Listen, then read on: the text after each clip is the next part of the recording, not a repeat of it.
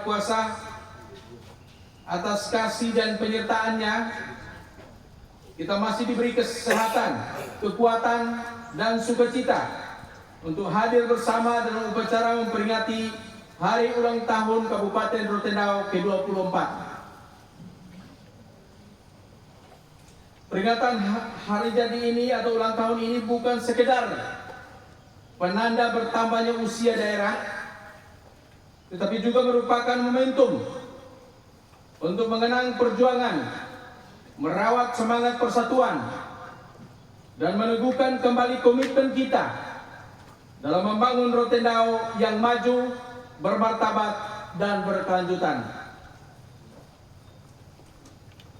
Sebagaimana kita ketahui bersama, mulai tahun 2026 Hari Ulang Tahun Kabupaten Rotendao diperingati setiap tanggal 10 April sebagai penanda historis lahirnya daerah ini.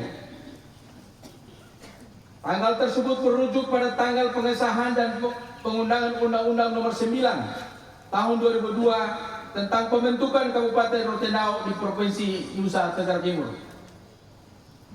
Pada kesempatan di penuh sukacita ini, saya atas nama pribadi, keluarga, dan pemerintah Kabupaten Rotendao juga menyampaikan selamat Hari Raya Idul Fitri 1447 Hijriah. Mohon maaf lahir dan batin kepada seluruh umat muslim. Selamat Hari Raya Nyepi Tahun Baru Saka bagi kaum Hindu, bagi umat Hindu, dan selamat merayakan Hari Paskah kepada seluruh umat Kristiani. Semoga rangkaian momentum suci ini menghadirkan kedamaian, mempererat persaudaraan, serta memperkuat semangat toleransi dan kebersamaan di tengah keberagaman masyarakat Rotendao yang sama-sama kita cintai. 24 tahun yang lalu, seluruh elemen masyarakat Rotendao dalam semangat Ita Esa bahu-membahu memperjuangkan lahirnya daerah otonomi ini. Dari perjuangan itulah tumbuh harapan bersama agar Rotendao berkembang menjadi daerah yang mandiri, maju, dan sejahtera.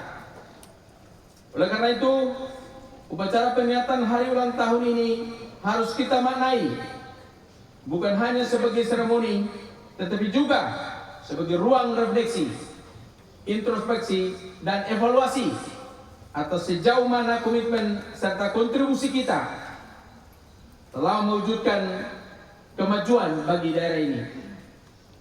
Hadirin yang saya hormati, perayaan ulang tahun Kabupaten Rotendao tahun ini mengambil tema membangun Rotendao dalam bingkai Ita Esa, dan subtema dengan semangat Ita Esa kita wujudkan Rotendao yang transparan, adil, cerdas, sehat, sejahtera, dan kompetitif. Spirit tema dan subtema ini menjadi acuan dalam pembangunan Rotendao yang difokuskan pada transformasi tata kelola pemerintahan, peningkatan SDM, dan percepatan ekonomi berbasis potensi lokal. Hadirin yang saya hormati, dalam perjuangan membangun selama 24 tahun, berbagai upaya, inovasi, dan kerja keras yang telah kita laksanakan telah membuahkan hasil dan apresiasi baik dari pemerintah pusat, pemerintah provinsi, maupun lembaga lainnya. Antara lain, secara makro, perekonomian Kabupaten Rotendao pada tahun 2025 menunjukkan capaian yang sangat menggembirakan dengan pertumbuhan ekonomi sebesar 7,96%. Capaian ini berada di atas rata-rata pertumbuhan ekonomi Provinsi Nusa Tenggara Timur maupun rata-rata nasional. Pertumbuhan tersebut mencerminkan adanya aktivitas ekonomi sepanjang tahun 2025 yang mampu menghasilkan nilai tambah lebih dan mendorong kekuatan ekonomi daerah. Namun pertumbuhan yang tinggi saja belum cukup. Tantangan kita adalah memastikan agar manfaat pertumbuhan itu dapat dirasakan secara lebih merata oleh seluruh lapisan masyarakat. Pada saat yang sama, Kita juga perlu menjaga momentum ini agar pertumbuhan ekonomi daerah tetap berlanjut, semakin kuat dan semakin berkualitas pada tahun-tahun mendatang. 2. Keberhasilan mempertahankan opini wajar tanpa pengecualian. Atas laporan keuangan pemerintah Kabupaten Rotendao 5 tahun berturut-turut, yakni tahun anggaran 2001, 2002, 2003, 2004, 2025 sedang dalam audit. Kita harapkan hasilnya juga sama WTP. 3. Berhasil meraih predikat B atau baik pada tahun 2004 dan 2005 pada penilaian sistem akuntabilitas kinerja instansi pemerintah yang dilakukan oleh Kementerian Pendayagunaan Aparatur Negara dan Reformasi Birokrasi. 4. Dalam aspek kesejahteraan, tingkat kemiskinan menunjukkan tren menurun dan berada pada angka 24,37% pada tahun 2005. Indeks kedalaman dan keparahan kemiskinan relatif terkendali. Indeks pembangunan manusia juga meningkat dengan usia harapan hidup mencapai 70,17 tahun. Bapak Ibu, kalau kita baca Alkitab, usia manusia itu menurut Alkitab itu 70 tahun. Jadi kalau usia rata-rata hidup masyarakat Rotendao 70 tahun, nah kita sudah sesuai dengan Alkitab. Harapan lama sekolah 13,24 tahun, nah ini yang masih rendah. Dan rata-rata sekolah 7,8 tahun. Ini menunjukkan adanya perbaikan, namun masih membutuhkan penguatan kualitas pendidikan dan daya beli masyarakat. 5. Berhasilan meraih Universal Health Coverage Awards pada tahun 2026 sebagai bentuk pengakuan atas komitmen pemerintah daerah dalam menjamin akses layanan kesehatan bagi seluruh masyarakat. Bapak Ibu, dengan UHC atau Universal Health Coverage ini, Bapak Ibu, kalau ada yang belum punya BPJS, kalau sakit, langsung daftar hari itu, langsung juga dia on, langsung aktif. Kalau kita belum mencapai, masih tunggu lebih kurang 1 bulan baru aktif. Jadi ini membanggakan kita di Kabupaten Rotendao. Kita juga memperoleh peringkat ketiga terbaik di Provinsi Nusa Tenggara Timur dalam aksi konvergensi penurunan stunting yang menunjukkan keseriusan dan kerja kolaboratif lintas sektor dalam penanganan stunting. 6. Selain itu, melalui pengembangan kawasan sentra industri garam nasional, KISAIN Kabupaten Rotendao menerima Poskupang Award sebagai pionir industri garam di NTT. Sebagai pengakuan atas langkah progresif mendorong hilirisasi dan industrialisasi berbagai potensi lokal. Prestasi ini bukan untuk pemerintah semata, tetapi hasil kerja kolektif seluruh stakeholder dan dukungan masyarakat Rotendao. Untuk KISAIN saat ini sedang dilakukan sosialisasi tahap 2. Kita berharap masyarakat Rotendao, terutama yang ada di Kecamatan Rote Timur, Landu Leko, dan Pantai Baru, ikut mengambil bagian dalam bekerja sama kolaborasi dengan pemerintah pusat dan pemerintah daerah untuk kita pastikan tahap 2 KISAIN ini bisa berjalan dengan baik. Hadirin yang saya hormati, seluruh capaian ini kita jalankan melalui kerangka Mbulesio atau 9 agenda perubahan sebagai panduan strategis membangun daerah yang secara umum telah menguatkan tata kelola pemerintahan yang akuntabel dan digital, meningkatkan kualitas pendidikan dan kesehatan masyarakat, menjaga stabilitas kesejahteraan sosial, mendorong produktivitas sektor pertanian dan ekonomi rakyat, memperluas akses infrastruktur, mengembangkan pariwisata sebagai motor transformasi ekonomi, serta memelihara harmoni sosial dan kualitas lingkungan hidup di Kabupaten Rotendao. Hadirin yang saya hormati, kita juga bersinergi dengan program strategis nasional seperti makan bergizi gratis, sekolah rakyat, koperasi desa, kelurahan Merah Putih, serta kawasan sentra industri garam nasional sebagai penguat pertumbuhan ekonomi daerah. Kita juga menyadari bahwa masih terdapat berbagai tantangan, antara lain tingkat kemiskinan masih relatif tinggi dibandingkan dengan provinsi dan nasional. Struktur ekonomi masih didominasi sektor primer. Kapasitas fiskal terbatas. Ini saya elaborasi sedikit Bapak Ibu. Tadi pagi saya baca di Facebook, pagi-pagi bangun tidur. Ada yang komentar begini, Paulus Henuk, Bupati Rotendao, jujur saja bahwa Bulisio gagal. Saya tidak jawab, tapi saya lihat jawaban masyarakat variatif di situ. Bapak Ibu, secara fiskal tahun yang lalu anggaran infrastruktur kita sebesar 55,6 miliar itu di-cut, dilakukan efisiensi atau dipotong oleh pemerintah pusat untuk kepentingan proyek strategis nasional yang lain. Tahun ini lanjutan pengurangan anggaran dari pusat itu sebesar 73,9 miliar. Saya membayangkan kalau uang 100 miliar lebih itu kalau tidak dikurangi, banyak hal bisa kita lakukan.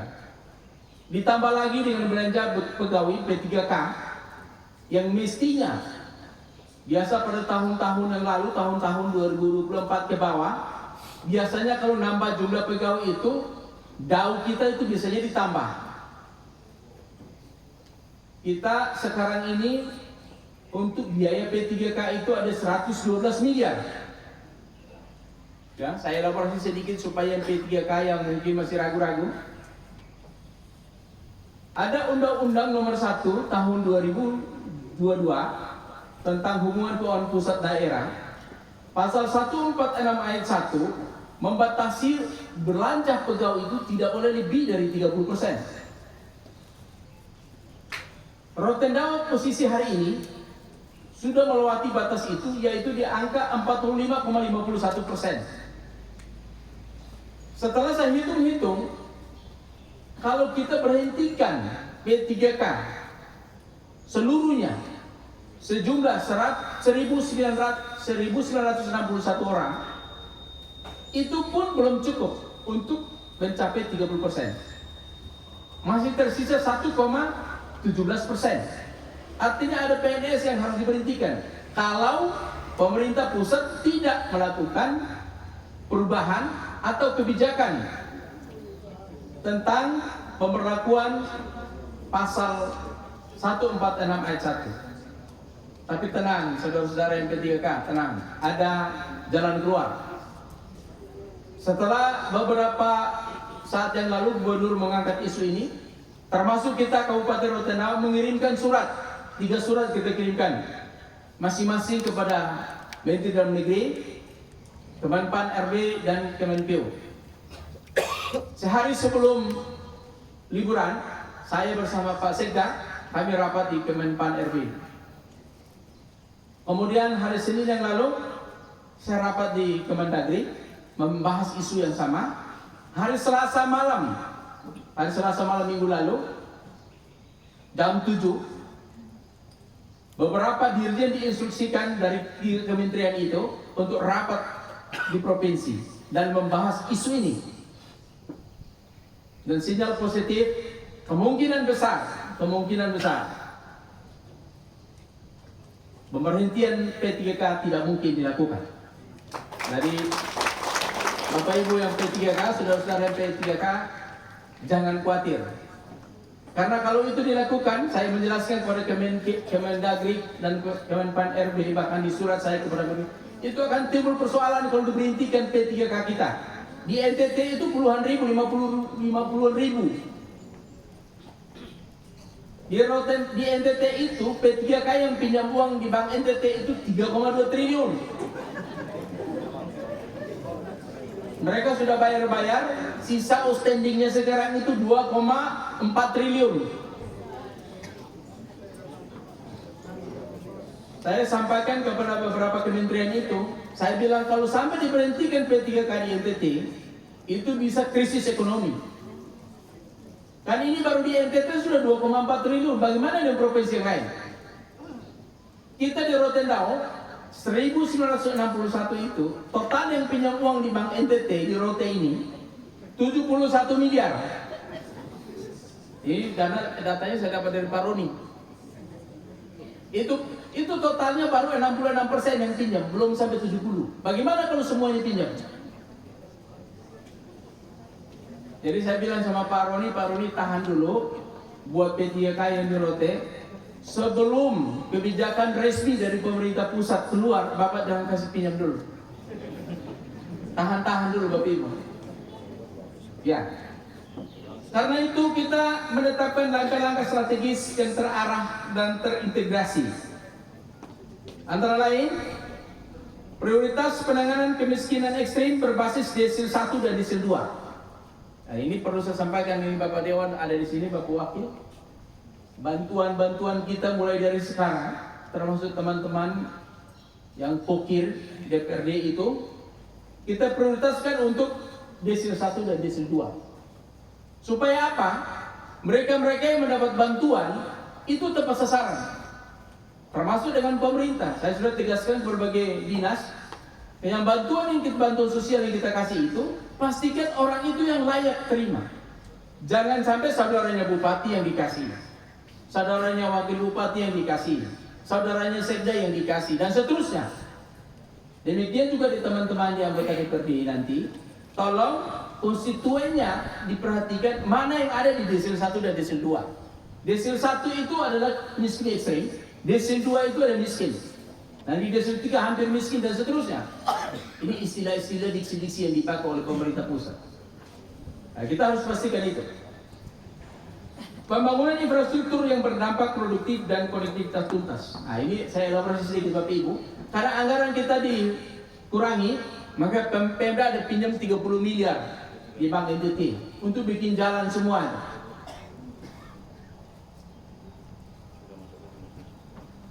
Penguatan pertanian, hilirisasi, integrated farming dan kintal gizi yang terhubung ke rantai pasok MPG. Kita berharap nanti kintal gizi, integrated farming kalau tahun ini tahun depan sudah jalan, kita berharap supaya dapur-dapur MPG, Bapak Ibu yang punya dapur jangan beli lagi barang dari Kupang. Ya, desa-desa anggaran yang ada di desa, yang ada di BUMDes untuk ketahanan pangan 20%. Bisa dibikin ayam petelur, ayam pedaging, kebun-kebun sayur, kemudian suplai kepada dapur-dapur MPG. Penguatan UMKM dan desa melalui pemberdayaan BUMDes yang terhubung ke koperasi desa kelurahan Merah Putih, serta melalui pameran dan hiburan rakyat pada bulan April, Agustus, produk lokal dan aktivitas ekonomi masyarakat ikut bertumbuh dan berkembang. Oleh karena itu, kenapa pasca ini kita bikin ulang tahun dan pasca kita bikin 1 bulan? Kita bisa lihat Bapak Ibu di lapangan tiap malam itu ekonomi kita bergerak. Penguatan energi strategis termasuk dukungan pembangunan jogar BBM untuk keberlanjutan stok BBM. Ini sedang kita upayakan. Optimalisasi PAD dan diversifikasi pendapatan daerah. Bapak Ibu, kita patut bersyukur tahun lalu selama ini PAD kita lebih kurang setiap tahun itu 33 miliaran. Tahun lalu puji Tuhan PAD kita naik menjadi 40,9 miliar. Dan tahun ini kita naikin cukup tinggi. Pak Sekda yang rapat dengan teman-teman di anggota di DPRD naikkan menjadi 59 ya. 59 miliar. Tidak tahu nanti kita capai berapa. Yang penting saya berharap harus di atas 40 miliar, 40, 45 atau sampai 50 miliar itu sudah lumayan. Kolaborasi vertikal bersama provinsi dan pusat. Seluruh strategi ini diperkuat melalui konsep triangle pembangunan Rotendao, yaitu kolaborasi pemerintah, agama dan tokoh adat atau para maneleo. Bapak Ibu yang saya hormati, ini sedang kami siapkan surat untuk akan mengundang semua stakeholder untuk diskusi dengan Bupati untuk mendapatkan masukan-masukan. Kita rencana tanggal 15. Ada tokoh agama, tokoh adat, pemuda, universitas, dunia usaha, tokoh-tokoh yang konsen terhadap pembangunan di Rote, kami akan undang untuk kasih masukan, kritik, saran buat pemerintah. Kita akan dialog.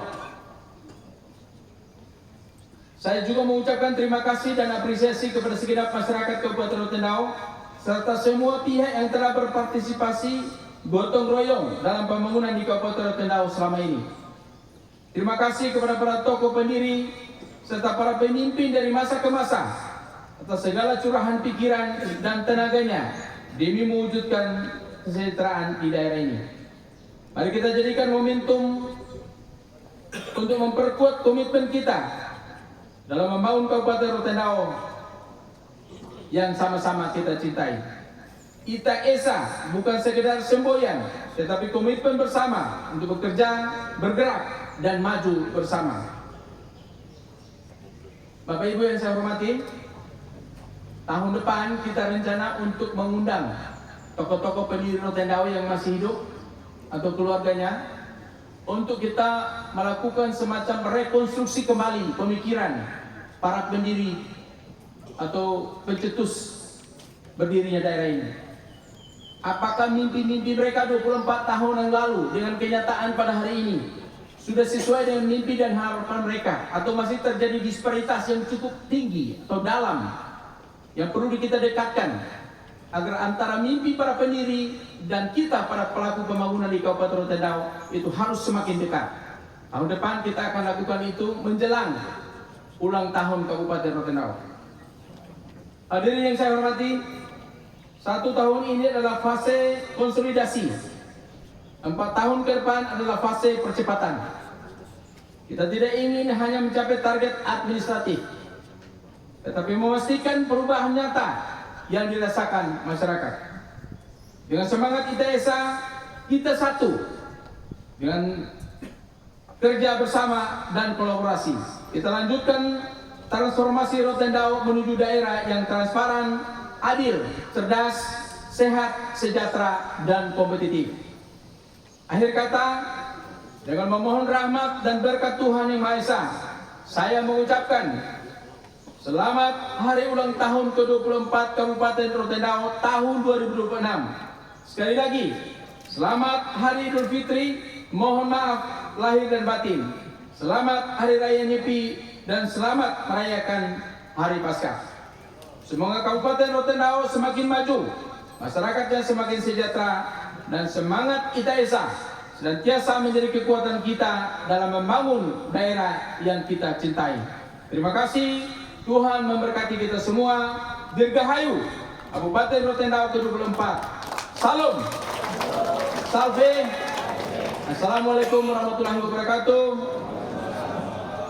Om Santi Santi Santi Om, Namo Buddhaya, salam kebajikan. Soda molek nyuita basan.